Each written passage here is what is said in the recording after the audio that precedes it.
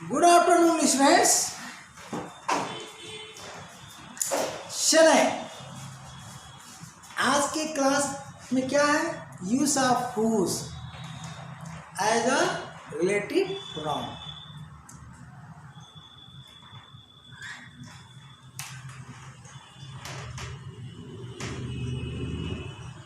Use of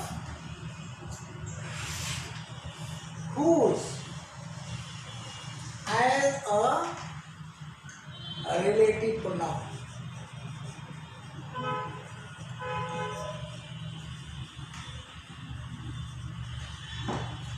ध्यान देने वाली बात यह है कि जो आप पढ़ रहे हैं इस समय, हम डिफाइनिंग क्लास लेकर चल रहे हैं, नॉन डिफाइनिंग नहीं पढ़ा रहे हैं। ध्यान दीजिएगा, क्योंकि दोनों अलग अलग चीज़ें हैं। तो या तो हेडिंग में लिख लीजिए यूज ऑफ हुज, ऊपर वाले हम नहीं दिए हैं, हु में नहीं लिखे हैं, उसको कंप्लीट करिए। Use of whose as a relative pronoun इन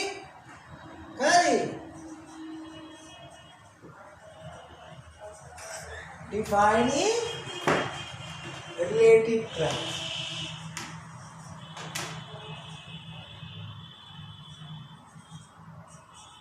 ताकि कंफ्यूजन ना रहे। इनका प्रयोग हम कहाँ पढ़ा रहे हैं, डिफाइनिंग रिलेटिव क्लास में। नॉन डिफाइनिंग हम फिर बाद में शुरू करेंगे, अभी डिफाइनिंग में बहुत लंबा चलेगा, ठीक ना। इसी तरह से हम आपका अभी हिज पर आएंगे, फिर दैट पर आएंगे। एक शब्द एक्सेप्शनल है, बट भी रिलेटिव प्रोनाउन का कार्य करता है, ठीक ना, उसको पढ़ाएंगे। उसके बाद जो है आपका इनके पूर्व जो है प्रीपोजिशन का भी प्रयोग होता है। कहाँ, डिफाइनिंग क्लास में होता है, नॉन डिफाइनिंग में नहीं होता है। तो एकदम क्लियर कर देंगे, ठीक ना, रिलेटिव क्लास। उसके बाद हम नॉन डिफाइनिंग पर आएंगे। और एक शब्द हम छोड़े हैं, वाट। लिस्ट में आप पढ़े होंगे, वीडियो पब्लिश होगी, हम जानते हैं। तो वाट पर अलग से वीडियो बनेगी, क्योंकि वाट द्वारा न तो डिफाइनिंग न तो नॉन डिफाइनिंग, केवल रिलेटिव क्लास कहा जाएगा जो भी क्लास बनेगा। इसका रीज़न हम बताएंगे, आपको समझाएंगे। तो क्या है, अगर बढ़िया मैटर लेना है तो एक तरफ से पढ़िए, बढ़िया से, खूब आराम से पढ़िए। सब्सक्राइबर्स बढ़ रहे हैं, चिंता की कोई बात नहीं है। लेकिन मैं क्या बोलता हूँ, करो या मत करो, तुम्हारी खुशी।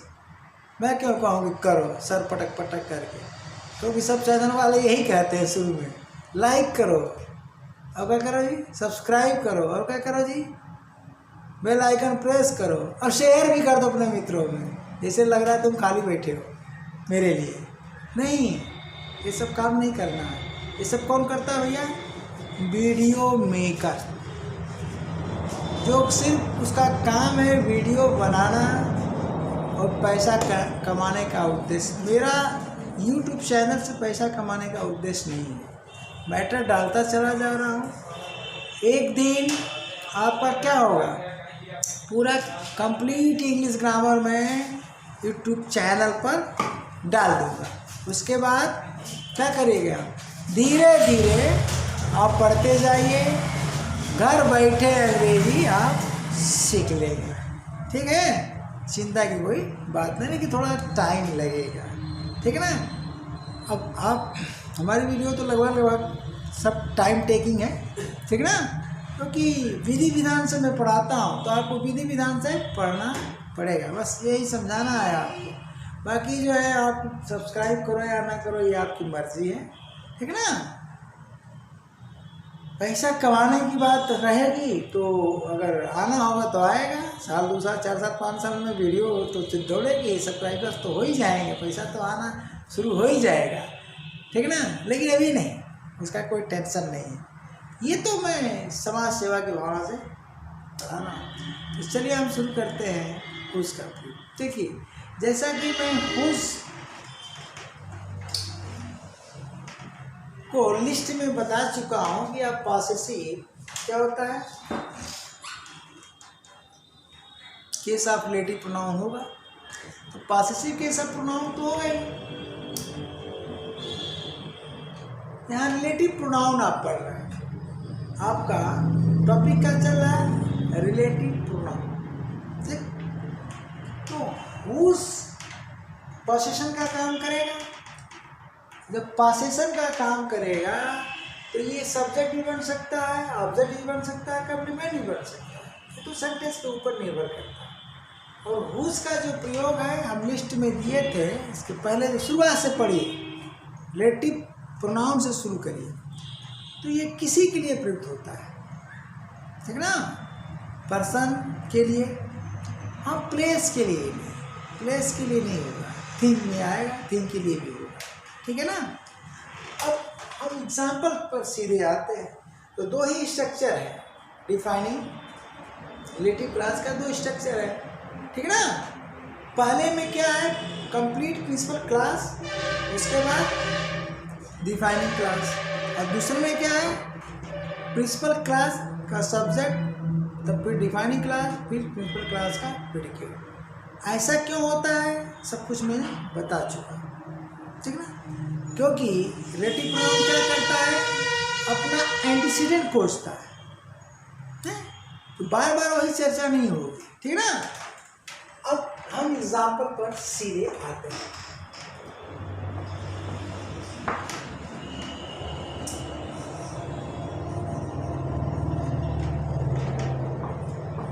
This is the servant.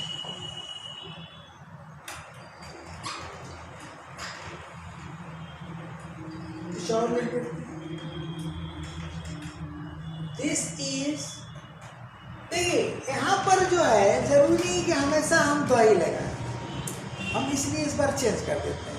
अब तो हर सेंटेंस में सर वही जो है लगा रहे हैं, कहा जी द लगा कर बता रहे हैं। देखो दिस इज माई फ्रेंड कर देता, क्या करता हूँ, कोई ना कोई तो डिटरमिनर लेगा, ये सिंगुलर नंबर नाउन है तो कोई ना कोई डिटरमिनर लेगा। तो माई क्या है, पॉसेसिव एडजेक्टिव, ये भी डिटरमिनर है, आर्टिकल और भी डिटरमिनर होता है, द भी होता है।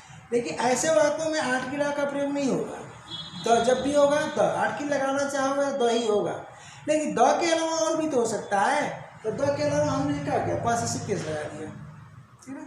दिस इज माई फ्रेंड, यह मेरा मित्र है, ध्यान दीजिए। मैं स्पीकर हूँ, ठीक ना, मैं फ्रेंड को जानता हूं। कैसे सुनिश्चित करोगे कि अगला क्लास डिफाइनिंग है कि नॉन डिफाइनिंग, क्योंकि अब इसके बाद नॉन डिफाइनिंग भी आने वाला है, जल्दी ही आ जाएगा। तो ये थोड़ा सा कंफ्यूजिंग मैटर है, कंफ्यूज करता है कि कैसे हम डिसाइड करें कि ये डिफाइनिंग है कि नॉन डिफाइनिंग। और जब तक आप यह डिसाइड नहीं करोगे तो कामा लगाएं कि नहीं लगाएं एंटीजन के बाद, वाला मामला पेचीदा है, इसको मैं समझा देता हूँ। इसमें स्पीकर का भी ध्यान देना है और लिसनर का। ऐसे वाक्यों में ज़्यादातर ध्यान दिया जाता है लिसनर का। जैसे मैंने यहाँ माई लगा दिया, तो जब माई लगा दिया तो इस सेंटेंस को बोलने वाला मैं हूँ, यानी आई, तो आई स्पीकर है, ठीक। तो आई स्पीकर है तो फ्रेंड को तो मैं जान रहा हूं, ध्यान देना। तो मेरे लिए तो ये पूर्व परिचित है, मेरे लिए तो पूर्व परिचित है। तो अब यहाँ पूर्व परिचित वाली बात खत्म हो जाती है, पूर्व परिचित है नहीं है, इससे कुछ लेना देना नहीं है। लेना देना किससे है, जो अगला क्लास है वो रिलेटिव प्रोनाउन से शुरू होगा, ठीक। तो रिलेटिव प्रोनाउन से शुरू होने वाला क्लास पहली नजर में रिलेटिव क्लास कहलाएगा, ओके। अब वह एंटीसीडेंट को डिफाइन कर रहा है कि नहीं कर रहा है, उसका प्रयोग किस पर्पस से किया जा रहा है, इस पर ध्यान देना। तो पर्पस देखिए अभी सामने आता है, this is my friend whose shirt was told by the monkey। अब देखिए सेंटेंस हमने पूरा कर दिया, सेंटेंस पूरा कर दिया, तो पीसी को हम अलग कर देते हैं। अब तो सब्जेक्ट प्रेडिकेट वाली बात समझ गए हैं, पीसी भी समझ गए हैं, लेकिन हम ऊपर से करते हैं क्योंकि नीचे हमको सुविधा रहेगी कुछ लिखना है। ओके, ये हुआ प्रिंसिपल क्लास। अब प्रिंसिपल क्लास में ध्यान दीजिए, प्रिंसिपल क्लास के बाद डिफाइनिंग क्लास हमारा शुरू हो रहा है। तो पहले ही बता दिया हूँ कि जो एंटीसीडेंट होता है, अगर प्रिंसिपल क्लास के बाद डिफाइनिंग क्लास आएगा तो वो या तो ऑब्जेक्ट होगा या तो कंप्लीमेंट होगा। किसका? प्रिंसिपल क्लास की क्रिया का। तो ये जो प्रिंसिपल क्लास की क्रिया का क्या है बोलिए? कंप्लीमेंट पोर्शन है, क्योंकि क्रिया क्या है आपकी? लिंकिंग। क्या है क्रिया? Linking word. और ये इसका क्या है? सब्जेक्ट। बोलिए सब्जेक्ट है। तो थोड़ा इन सब चीज़ों के लिए हमारी क्या है, वर्क पर जो वीडियो है उसको आप देख जाएंगे। हाँ, जो नए हमारे सब्सक्राइबर्स हैं, जुड़े हैं, वो देख रहे होंगे। तो जो पुराने हैं वो तो जान चुके हैं, पढ़ रहे हैं शुरू से, लेकिन जो न्यू सब्सक्राइबर है मैं उनके लिए कह रहा हूँ, उनको जानकारी दे रहा हूँ कि 1 बाय 1 टॉपिक पढ़ो। इसको चलो पढ़ रहे हो, नई वीडियो जो पढ़ रही, लेकिन जो नई चीज़ जैसे हैं वो आपके बारे में बता रहे हैं, आपके लिए नया लगेगा, वो पहले पढ़ लेना। इसलिए वर्क को मैंने पहले पढ़ाया है, ठीक ना। अभी वर्क कंप्लीट नहीं है, लेकिन काम चलाऊ हो गया है, काम भर के हो गया है। अब ये जो पोर्शन है हमारा क्या है? क्या है? कंप्लीमेंट होगा। इसका मतलब ये हुआ कि जो हमारा एंटीसीडेंट है यहाँ पर कंप्लीमेंट पोर्शन में है। क्या है? एंटीसीडेंट कहाँ बैठा है? कंप्लीमेंट पोर्शन में। ये बात पुरानी हो गई, ठीक है। अब हम डिफाइनिंग क्लास लगा रहे हैं, मतलब relative class, sorry relative defining बोलना ठीक नहीं है। सबसे पहले हम अगला जो क्लास लगा रहे हैं, जो भी लगा रहे हैं, ये मंकी भी उसमें आएगा, वो रिलेटिव क्लास होगा। क्यों होगा? क्योंकि ये possessive case of relative pronoun लगा हुआ है। बढ़िया से समझ लीजिए, ठीक है। तो possessive case of relative pronoun लगा हुआ है। जब हुज है तो उसमें तो आपको सोचना ही नहीं है कि नॉमिनेटिव केस है कि ऑब्जेक्टिव केस है। निसंदेह क्या भैया? पॉसेसिव केस है, और possessive case of relative pronoun. ये लिखने का तरीका अपना लीजिए, मेरा अपना टेक्निक है पढ़ाने का, ठीक है ना। जरूरी नहीं कि किताबों में ये सब मिले, हर टीचर की अपनी एक टेक्निक होती है, हाँ, मतलब स्टाइल होती है, जो भी कह लीजिए। अब क्या करिए, इसको आपको डिसाइड करना है कि ये रिलेटिव प्रोनाउन डिफाइनिंग है कि नॉट डिफाइनिंग है। अब बताइए ये क्या कह रहा है? स्पीकर तो मैं हूँ। कुछ किताबें कहती हैं डिजेंट तो स्पीकर को परिचित है, नहीं है, इसके आधार पर हम डिसाइड करें। नहीं, कुछ राइटर कहते हैं ऐसा नहीं है। एंटीसीडेंट हमारा फ्रेंड है, मेरा फ्रेंड है, इसका मतलब वो तो मेरे लिए नोन है, पहले से नोन है, तब तो हम इसको ऑलरेडी डिफाइंड मान सकते हैं कि ऑलरेडी डिफाइंड है। तो जब ऑलरेडी डिफाइंड है तब तो भैया इतना डिफाइनिंग हो जाएगा। यहाँ पर जब ये पूर्व परिचित है, लेकिन जो बात मैं कह रहा हूँ इसके बारे में, किसके बारे में? फ्रेंड के बारे में। वो बात लिसनर के लिए क्या है? तो बताइए लिसनर के लिए वो एक्सप्लेनेशन है कि नहीं फ्रेंड के बारे में? यानी फ्रेंड को हम क्या कर रहे हैं? डिफाइन कर रहे हैं कि नहीं डिफाइन कर रहे हैं? सूचना नहीं दे रहे हैं, हम बता रहे हैं कि ये दिस इज माई फ्रेंड, यह मेरा मित्र है जिसकी शर्ट को कल जो है बंदर फाड़ दिया था। The shirt was tore by the monkey. Passive voice में लिख दिया, पैसिव वॉइस में लिखा है सेंटेंस, यानी जिसकी शर्ट को बंदर द्वारा फाड़ दिया गया, ठीक ना। तो ये लिसनर के लिए क्या है? एक्सप्लेनेशन है। क्या यह मतलब यह मेरा, या तो हम यहाँ पर द भी लगा दें, दिस इज द फ्रेंड, यह वही मित्र है, तो हम हमेशा हर जगह दी क्यों लगाएं? माई भी तो लगा सकते हैं, तो दिस इज माई फ्रेंड, ध्यान देना। Whose shirt was torn by the... अगला जो सेंटेंस है वो क्या है? फ्रेंड के बारे में अब बताइए, सूचना दे रहा है कि एक्सप्लेनेशन? यही डिसाइड करना है आपको। ये क्या करना है? डिसाइड करना है। तो मेरे लिए तो ये पूर्व परिचित है, लिसनर के लिए तो नहीं परिचित है।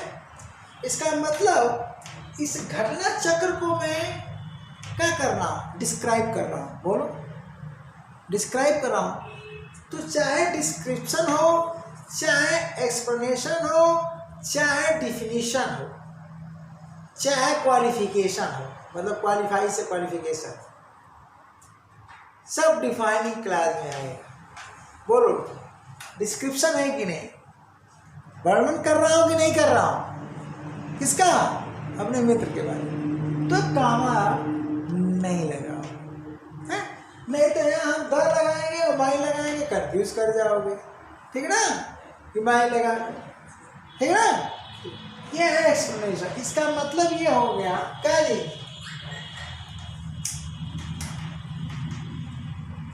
मैं तो दोनों बात जान रहा हूं, फ्रेंड को भी जान रहा हूं। ये क्या है जी? शर्ट को फाड़ दिया, इसको भी जान रहा हूं। मैं तो दोनों बातें। लेकिन लिसनर के पक्ष में क्या है? लिसनर तो ना तो इस फ्रेंड को जानता है और ना तो इस बात को जानता है। तो बताओ, ऑलरेडी डिफाइंड थोड़ा है एंटीसीडेंट? ऑलरेडी डिफाइंड नहीं है। अब नॉन डिफाइनिंग हम पढ़ाएंगे तो बताएंगे कैसे, अब पकड़ोगे सब चीज को। तो ये हो जाएगा कई डिफाइनिंग रिलेटिव, इसका ध्यान देना है। ठीक ना? अब पॉसेसिव केस है कि नहीं? क्या? शर्ट पर पॉसेशन, ध्यान देना। शर्ट पर पॉसेशन किसका है? अर्थात शर्ट किसकी है? पॉसेशन का पता करोगे तो क्या लगाओगे? किसका किसकी, किसका किसकी। जिस नाउन के पूर्व पॉसेसिव केस रहेगा, उस नाउन के पूर्व क्या कर दोगे? किसका किसकी लगा दो। किसकी शर्ट? तो उत्तर में मिल जाएगा जिसका पॉसेशन होगा, जिसका अधिकार होगा। मित्र की। किसके जी? मेरे मित्र की। तो इस शर्ट पर किसका अधिकार है? बोलो, इस शर्ट पर किसका पॉसेशन है? मित्र का, फ्रेंड का। यही चीज आपको समझना है। शर्ट पर किसका पॉसेशन है? मित्र का। इसका मतलब इस मित्र के पॉसेशन को शो करने के लिए उसका, यानी ये शर्ट किसकी है? फ्रेंड शर्ट है। बोले, प्रश्न करिए, किसके शर्ट को बंदर में फाड़ा? तो उत्तर मिलेगा माय फ्रेंड शॉर्ट्स। उत्तर क्या मिलेगा? बोलिए, माय फ्रेंड्स शर्ट मिलेगा कि नहीं? मेरे मित्र की। किसकी शर्ट को बंदर ने फाड़ा? तो उत्तर मिलेगा क्या भाई? किसकी शर्ट को। क्वेश्चन करिए आप, पॉसेशन ज्ञात करने का तरीका, ठीक ना? Whose shirt was torn by the monkey? ये आपका प्रश्न है पॉसेशन याद करने के लिए।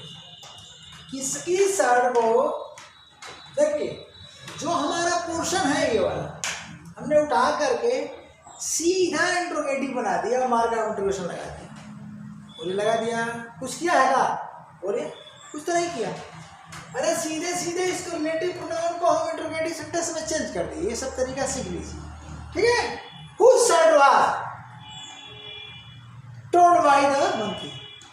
कुछ नहीं किया, मार्क ऑफ इंट्रोगेशन लगा के इंट्रोगेटिव सेंटेंस में चेंज कर दिया। ये सब ट्रिक समझ लीजिए, ये सब ट्रिक है। लोग लिखते हैं ना थंबनेल पर, ट्रिक जानिए ट्रिक। मैं नहीं लिखता हूँ और इतना फुर्सत नहीं है थंबनेल बनाने का। तो हाँ, थंबनेल में मैं क्या लगा देता हूँ, क्या टॉपिक है उसका इन डिटेल दे देता हूँ। तुम्हें समझ में आता है तो खोलो, पढ़ो, थंबनेल देकर पढ़ते हो हैं? थंबनेल बढ़िया है तो पढ़ोगे, नहीं तो नहीं पढ़ोगे। ये बात क्या नाइंसाफ़ी वाली है। अब आंसर पर आओ, अब आंसर पर आओ तो इसके स्थान पर क्या मिलेगा? माई, बोलो, फ्रेंड्स शर्ट। ठीक, उत्तर क्या मिला? Was told by the monkey. ठीक है ना? उत्तर मिला। अब बताओ शर्ट पर पोजीशन किसका हुआ? ये शर्ट हमारा नाउन है, वह पोजीशन किसका हो रहा? बोलो, माय फ्रेंड का। ये देखो एस लगा, हो रहा है नहीं? तो अब शर्ट पर जिस व्यक्ति का पोजीशन है उसी व्यक्ति के लिए तो रिलेटिव प्रोनाउन आएगा। बोलो, उसी व्यक्ति के लिए आएगा ना, और वही व्यक्ति तो एंटीसीडेंट होगा उसका। तो माई फ्रेंड के लिए पॉसेसिव केस बड़ा, ये क्या है? पर्सन है, ह्यूमन है, इसके लिए क्या आया? हुज आया कि नहीं है? अब गौर करने वाली बात एक और, इस क्वेश्चन पर आता हूं मैं, खूब बढ़िया से समझ। सेंटेंस दुनिया भर का देने का कोई मतलब नहीं, एक सेंटेंस समझो तो क्लियर हो जाएगा। ये हुआ सब्जेक्ट, बोलो हुआ कि नहीं हुआ? और ये हुआ यहां से यहां तक क्या हुआ? प्रेडिकेट। हुआ कि नहीं हुआ? अब आंसर में आ जाओ, तो आंसर में आते हो तो ये हुआ सब्जेक्ट और यहां से हुआ प्रेडिकेट। वर्ब किसमें है? पैसिव वॉइस में। तो जो डिफाइनिंग क्लास है हमारा, बोलो, ये रिलेटिव प्रोनाउन है, इसका पोजीशन इस पर शर्ट पर आ रहा है। रिलेटिव प्रोनाउन का प्रयोग किसके लिए हुआ? आंसर याद देखो, पैंट शर्ट, मित्र की कमीज। तो रिलेटिव प्रोनाउन का प्रयोग किसके लिए हुआ? फ्रेंड के लिए हुआ। हुज का एंटीसीडेंट कौन सा हुआ? फ्रेंड हुआ। ठीक, अब इसका अधिकार किस पर है? शर्ट। ध्यान दो। अब यहां ये देखने वाली बात है कि ये कर क्या रहा है, खास बात ये देखिए, डिफाइनिंग रिलेटिव क्लास का ये हो गया सब्जेक्ट और ये हो गया आपका प्रेडिकेट। मैंने कहा था शुरू में कि पॉसेसिव केस सब्जेक्ट भी हो सकता है, ऑब्जेक्ट भी हो सकता है और कंप्लीमेंट भी हो सकता है। अब सवाल ये उठता है कि ये पैसिव वॉइस का सब्जेक्ट है, बोलिए है कि नहीं? अगर हम इसे एक्टिव में चेंज कर दें, हालांकि यहाँ पर संभव नहीं है, इसमें संभव नहीं है, कॉम्प्लेक्स सेंटेंस में यहाँ संभव नहीं है कि हम पैसिव में चेंज कर दें, लेकिन यहाँ से कट कर दिया जाए और इसको पैसिव में चेंज किया जाए, यानी इस सेंटेंस को बोलिए, तो हु जो माई फ्रेंड शर्ट क्या है? टोन का ऑब्जेक्ट बनेगा कि नहीं बनेगा? अरे भाई, पैसिव वॉइस में एक्टिव वॉइस की क्रिया का ऑब्जेक्ट ही तो सब्जेक्ट बनता है। यहाँ पैसिव वॉइस में सब्जेक्ट है, तो एक्टिव करेंगे तो बोलो ये क्रिया का ऑब्जेक्ट होगा कि नहीं होगा? होगा ना। लेकिन यहाँ पर संभव नहीं है क्योंकि हम रिलेटिव प्रोनाउन का प्रयोग कर रहे हैं ना, एडजेक्टिव के पास रहेगा तो एक्टिव में नहीं लिखा जा सकता। अब इस बात को तो हमारे ख्याल से आप समझ गए होंगे। ठीक, तो जो पोजीशन होता है या तो सब्जेक्ट ऑब्जेक्ट या कंप्लीमेंट बनता है। ठीक, अब यहाँ पर पूरा हम पीसी लिख दिए हैं, फिर इसको लिख रहे हैं, ठीक है ना। पोजीशन हमारा क्या बना? सब्जेक्ट बना, यानी हुज और प्लस नाउन दोनों मिलकर सब्जेक्ट बनेगा। अकेले पॉसेसिव केस कभी भी क्या है? सब्जेक्ट नहीं बनेगा। ये नई चीज मिलेगी आपको वीडियो में। ये सब चीजें जो है आप तुलनात्मक दृष्टि अपना कर पढ़ो। सेम टॉपिक को लो, मेरा टॉपिक कोई, तो उसको 2 4 6 वीडियो मेकर का खोलो। मैं उनको वीडियो मेकर ही कहता हूँ भाई, है। 2 4 6 वीडियो मेकर की वीडियो खोलो और कंपेयर कर लो और देखो कि यार इसके अंदर टीचिंग क्वालिटी है कि नहीं, ये वीडियो मेकर है कि टीचर है, वो तो देखते ही देखते पता चल जाएगा। हैं नौटंकी जो करते हैं कहाँ जी बनाते समय, और हाँ हम क्या कहें, कुछ नहीं कहेंगे, ठीक ना। व्यूअर देखते हो, क्लिक मारते हो, पढ़ते हो, तो हम क्या कहें, नसीब आपका खराब, और कुछ नहीं कहें। तो चलते हैं हम आगे, पढ़िए, बड़े आराम से पढ़िए, अच्छा टीचर मत पकड़िए, अच्छा चैनल मत पकड़िए। अब हम कहाँ चलते हैं भैया, नेक्स्ट सेंटेंस। हाँ एक चीज, स्ट्रक्चर कौन मिला हमारा, फर्स्ट। ये सेंटेंस किस में था, स्ट्रक्चर फर्स्ट में। 2 स्ट्रक्चर दे चुके हैं, तो रिलेटिव क्लास का हम स्ट्रक्चर ऑलरेडी बना चुके हैं, डिफाइनिंग पर भी और नॉन डिफाइनिंग का। तो क्रम से पढ़िए, इसलिए मैंने कहा कि एक दिन में कहाँ संभव है भैया, टोटल टाइम जोड़िए ना, रिलेटिव प्रोनाउन कब तक समाप्त हो रहा है, ठीक है।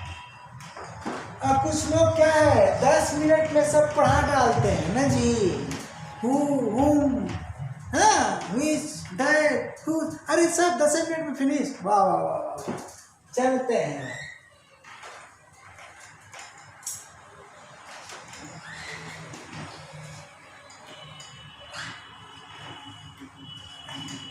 अब हम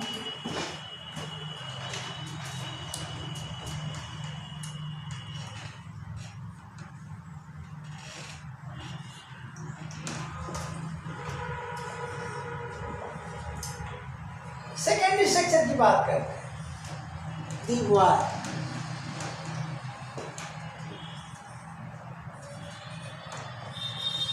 Whose father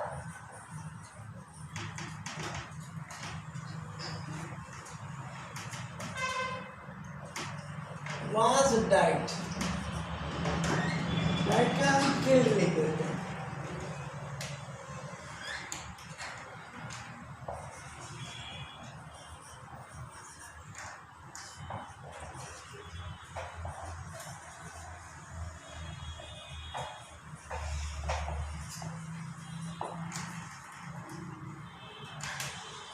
हाँ जी, in the accident,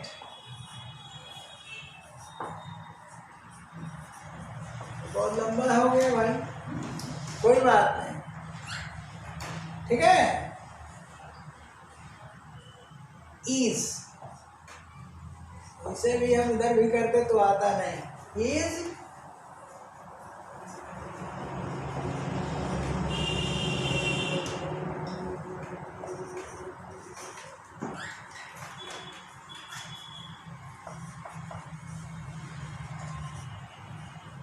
grandson। अब देखिए सेंटेंस, सबसे पहले क्या किया जाता है, रिलेटिव प्रोनाउन वाले पोर्शन को ओवरलाइन कर दीजिए या अंडरलाइन कर दीजिए। अंडरलाइन तो सब जानते हैं, ओवरलाइन शायद टर्म ना सुने अरे नीचे से जब करते हैं तो अंडरलाइन हुआ, आप ऊपर से लगाओगे तो क्या हो जाएगा, ओवरलाइन हो गया। ये भी एक टर्म सीख लो मेरे द्वारा, इसका कम लोग यूज करते हैं, अंडरलाइन, मैं तो दोनों यूज करता हूँ।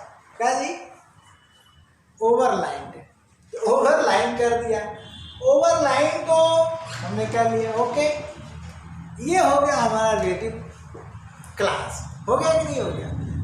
अब जो बचता है इधर, इसको भी ओवरलाइन कर देता, ठीक है।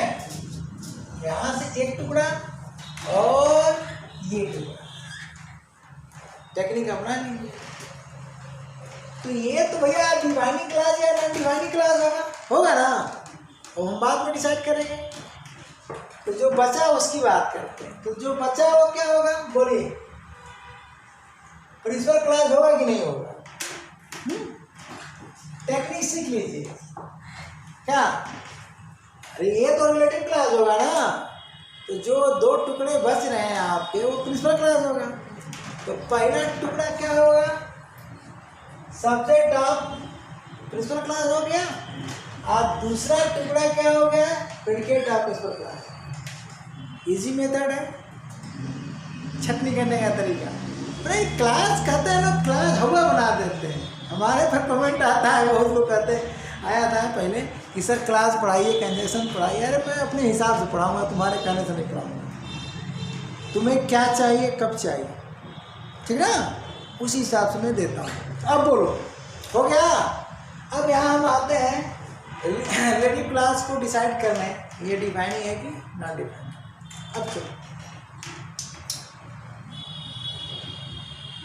सबसे पहली बात मैं बता दे रहा हूँ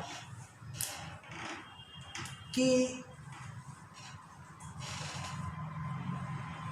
एक्सप्लेनेशन पर ध्यान देना।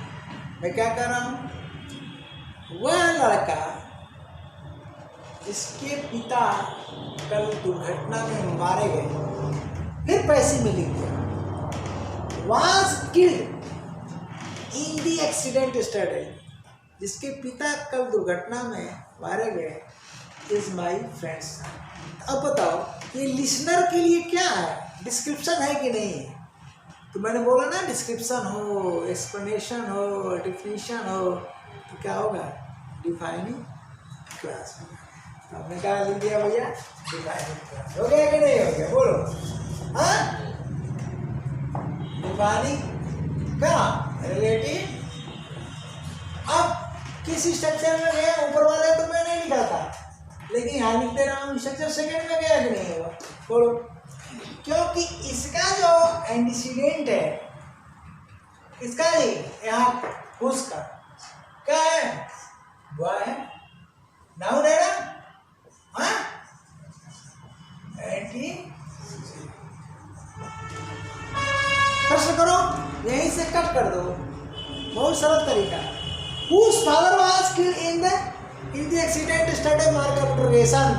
उत्तर क्या मिलेगा, the boy's father। मिला कि नहीं?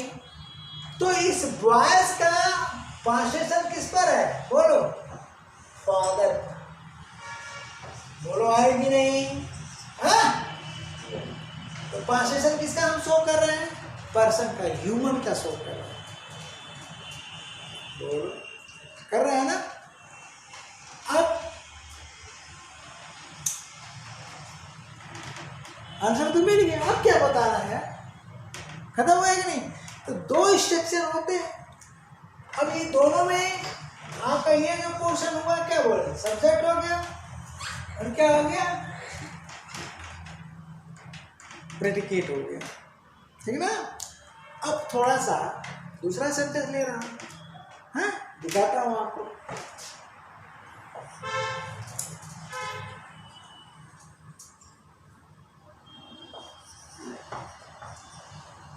He is Mohan. कुछ जरूरी है क्या, बॉयफ्रेंड वही लकीर का फकीर, वो मोहन है।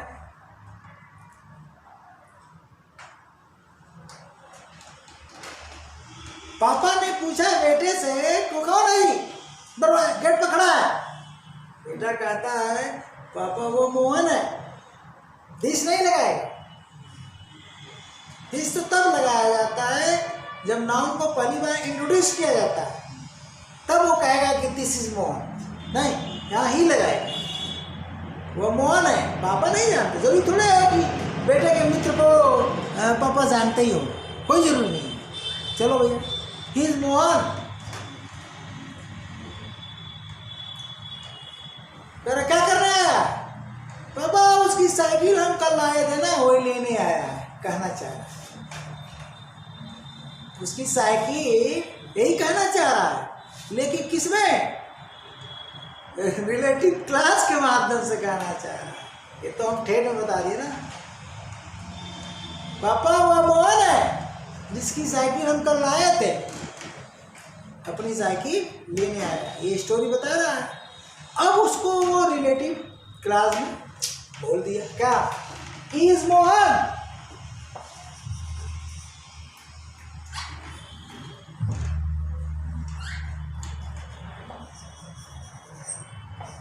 whose bicycle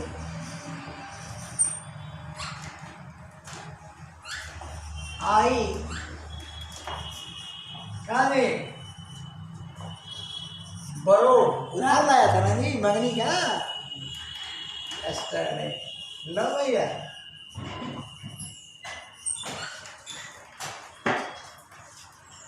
क्या कहा पापा वो मोहन है जिसकी साइकिल हम कल ले आए थे उधार का अब लेने आया है क्या करने आया है वो बात की कहानी उतना लेने की जरूरत नहीं है अब बताओ देखा कमाल मोहन एंटीसीडेंट है इसके बदले में रिलेटिव प्रोनाउन प्रयुक्त है अब ये पॉसेसिव के साथ रिलेटिव प्रोनाउन है ध्यान देना इसका पॉसेशन है कि नहीं यहाँ पर इसको अभी नहीं बताया था ऊपर वाले वाक्य में हर जगह सब चीज बताने में क्या होता है कि मामला ज्यादा लीपा पोती हो जाता है तो हुज का पॉसेशन बोलो किस पर है साइकिल पर बाइसिकल पर है ना जिसकी सर और हुज का प्रयोग किसके लिए लगा प्रश्न करो किसकी साइकिल उत्तर क्या मिलेगा मोहन की साइकिल इसका मतलब मोहन का जो पॉसेशन किस पर है मोहन के बोलने में देश है तो मोहन का पॉसेशन तो इस पर है ध्यान देना बाइसिकल पर यहाँ हम जाएंगे ऐसे जाएंगे इस पर नहीं मोहन का पॉसेशन किस पर है बाइसिकल पर तो मोहन के बदले में पॉसेसिव केस जो प्रयोग हो रहा है क्या उत्तर क्या मिलेगा ये हुज बाइसिकल का आंसर मिलेगा मोहन्स बाइसिकल तो मोहन्स बाइसिकल के स्थान पर हम क्या लिख रहे हैं हुज बाइसिकल लिख रहे हैं कि नहीं लिख रहे हैं तो इसका पॉसेशन बाइसिकल पर है इसका मतलब मोहन के बदले में ही पॉसेशन के रूप में हुज का प्रयोग हुआ अच्छी सी बात अब चलो सवाल ये उठता है कि ये जो पोर्शन है यहां से यहां तक तो एपीसी है बोलो टोटल कंप्लेक्स सेंटेंस में स्ट्रक्चर कौन सा मिला हमको फर्स्ट मिला शुरू से आओ ठीक ना बहुत बड़ा चैप्टर है इसलिए संभव नहीं था तो मैं काफी जो है क्या किया दिमाग लगाया चिंतन किया कि यार कैसे इस चैप्टर को हम यूट्यूब पर पढ़ाएं और लपेटेंगे 10 मिनट में तो देखो बनाने वाली बात हो जाएगी मैंने कहा 1 बाय 1 पढ़ा देते हैं इसमें पढ़े या ना पढ़ो हम करें 10 भी पढ़ेंगे सेलेक्ट हो जाएंगे तो मेरे लिए कोई 10 भी पढ़ो सेलेक्ट हो जाओ कोई बात नहीं 10 लाख की ज़रूरत नहीं कम से कम वो दुआ तो देंगे इनकी दुआ तो हमारे पास आएगी ना पैसा भले ना आए ठीक है हाँ समझ रहे होगे चलो भाई तो क्या किया अब इसमें हम छटनी कर रहे हैं क्लास तो हमारा डिफाइनिंग होगा क्या होगा बोलो डिफाइनिंग क्लास होगा कि नहीं डिफाइन करना है कि नहीं चाहे डिफाइनिंग लिखो चाहे डिफाइनिंग रिलेटिव क्लास लिखो ध्यान देना ओके अब इसको छाटो कि पॉसेशन कहाँ है किस रूप में तो मैं अब इसको छाटता हूँ अब देखो वही ज़्यादा हो गया ना कलर चेंज कर देता हूँ ठीक है पॉसेशन ये जो पॉसेशन ध्यान देना ये पॉसेशन है इसके साथ लगा हुआ यहाँ पर है ये सब्जेक्ट यहाँ से यहाँ तक हमारा क्या है डिफाइनिंग रिलेटिव क्लास यहाँ से यहाँ तक स्टडी ये है सब्जेक्ट बोलो बोलो ना जी हाँ सब्जेक्ट ये पूरा पोर्शन किस में आएगा प्रेडिकेट ये भी तो प्रेडिकेट में आएगा देखा खेल स्थान सब्जेक्ट के पहले प्रेडिकेट लगा हुआ है ये प्रेडिकेट का ही तो टुकड़ा है बोलो है कि नहीं अरे वो सब्जेक्ट टेकन होगा ऐसा गेम खेले थे इंग्लिश के साथ नहीं कभी नहीं सवाल ही नहीं उठता है ये होता है अंग्रेजी का पोस्टमार्टम मैं करता हूँ जान लो भैया तो अभी से संकोच ना करो पकड़ लो छोड़ना मत तब तक जब तक नौकरी ना मिल जाए सब्जेक्ट है कि नहीं बोलो है तो ये सब्जेक्ट है आई मैंने उधार लिया ना तो बाकी पोर्शन क्या हुआ प्रेडिकेट अब बाकी प्रेडिकेट में बढ़ो, ये वर्ब हो गया, बोलो। बोरो का मतलब उधार लेना, कहाँ, to borrow something, to borrow something, इसका मतलब टासी वर्ब है कि नहीं, बोलो, टासी वर्ब है। और ये प्रेडिकेट क्या होगा, प्रेडिकेट का पोर्शन हम सबको अलग अलग डिग्निटी डालते हैं। ये देखो, ये सब्जेक्ट है और ये प्रेडिकेट है, तो ये प्रेडिकेट का कौन सा पोर्शन है, राष्ट्रीय वर्ब। ये प्रेडिकेट का कौन सा पोर्शन है भैया, रुक जाओ, ये लिख दिया, बोलो, कॉम्प्लीमेंट। तो ये भी तो प्रेडिकेट है, प्रेडिकेट का कौन सा पोर्शन है भैया, ये प्रेडिकेट का कौन सा पोर्शन है, लो पूरा पोस्टमार्टम कर दिया। जवाब दो, टू बोरो समथिंग, कुछ उधार लेना, कोई चीज उधार लेना, ये बोरो का ऑब्जेक्ट है कि नहीं, जवाब दो। ये बोरो का ऑब्जेक्ट है, तो पोसेशन कहाँ गया, ऑब्जेक्ट के रूप में, कहाँ बना जी, ये ऑब्जेक्ट है, प्रेडिकेट पार्ट का ये ऑब्जेक्ट है। देखो पूरा हमने पोस्टमार्टम कर दिया, ये सब्जेक्ट है, बाकी चीजें क्या है, सब प्रेडिकेट है। तो प्रेडिकेट में ये टासिव वर्ब हो गया, और ये प्रेडिकेट में कि कॉम्प्लीमेंट हो गया, स्टार्टेड, बचा ये प्रेडिकेट का ये ऑब्जेक्ट, टू बोरो का प्रश्न करो जी, क्या, whose bicycle, क्या जी, आई बोरो, सीधा यहीं से कट कर दो, झंझट में न पड़ना, वो क्या हेल्पिंग वर्ब लगाने वाले समझने के लिए, ऐसे कट कर दो ना जी।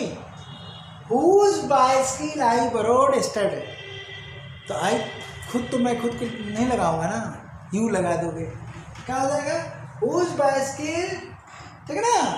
अब यहाँ पर सेंटेंस सही है, डिड लगाने की जरूरत नहीं, सीधे whose bicycle you borrowed yesterday, उत्तर क्या मिलेगा, वो क्या देगा, I borrowed Mohan's bicycle yesterday, I borrowed Mohan's bicycle yesterday, बोलो। तो बोरोड के बाद ही आएगा कि नहीं उत्तर आंसर में, इसका मतलब क्या होगा, रिलेटिव प्रोनाउन इसके साथ मिल करके क्या बन रहा है, बोरो का ऑब्जेक्ट बन रहा है। हमारे ख्याल से आपको समझ में आ गया होगा, ठीक है जी। तो क्या इसी तरह से कॉम्प्लीमेंट भी आ सकता है, क्या जी, कॉम्प्लीमेंट भी बन सकता है, लेकिन कॉम्प्लीमेंट में एग्जाम्पल बहुत कम मिलते हैं, ज़्यादातर ऑब्जेक्ट और सब्जेक्ट के ही मिलते हैं। तो ठीक है, तो आज का क्लास क्या करते हैं, यहीं को ओवर करते हैं। पसंद अगर आए ना तो लाइक ज़रूर कर देना यार, लाइक नहीं करते हो, ठीक नहीं लगता है, हैं, शेयर भी कर देना अपने मित्र मंडली में, सब्सक्राइब मत करना, ठीक है ना, थैंक यू।